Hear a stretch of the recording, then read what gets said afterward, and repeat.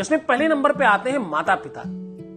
इनके समकक्ष आत्मसमर्पण, आत्म कर्तव्य की विजय, वही सबसे बड़ी विजय है।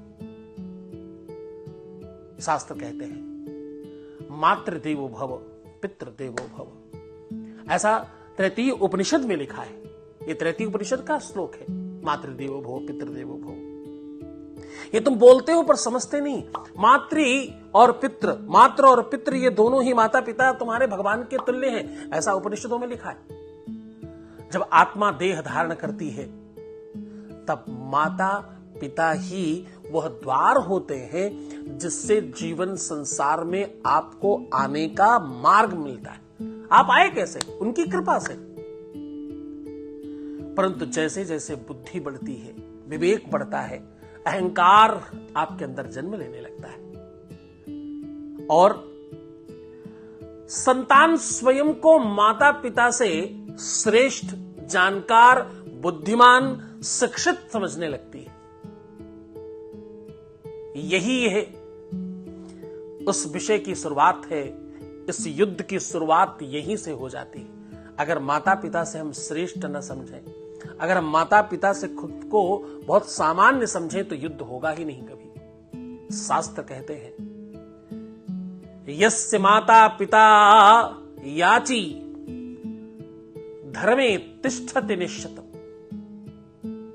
तस्य पुण्यम जगत सर्वम निश्शेषम लभते तरु।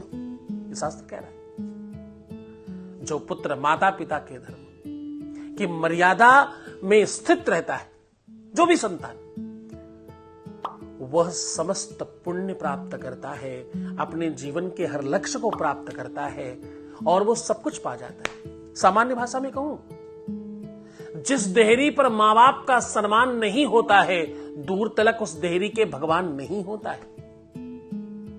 भगवान राम इस युद्ध के आदर्श हैं। प्रात काल उठ गई रघुनाथा, मात पिता ही गुरु नावहि माथा। यह सबसे बड़ा सूत्र है उनके जीवन का।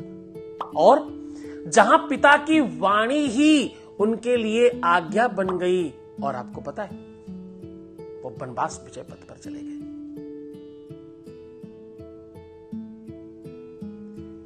इस युद्ध में मैं सही कहूं अगर आपको, तो पराजित करना ही सच्ची सेवा नहीं है।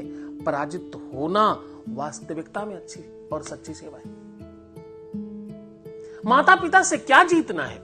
ये तो वो लोग हैं जिनका हर वाक्य आपको भले ही बुद्धि के आदर्श पर, बुद्धि के लेवल पर ये लग रहा हो कि माता पिता सामान्य है, माता पिता कम है, ये कम जानकार है, ये कम बुद्धिमान है, ये कम पढ़े लिखे हैं, लेकिन फिर भी ये समझना साधकों वो परमात्मा है।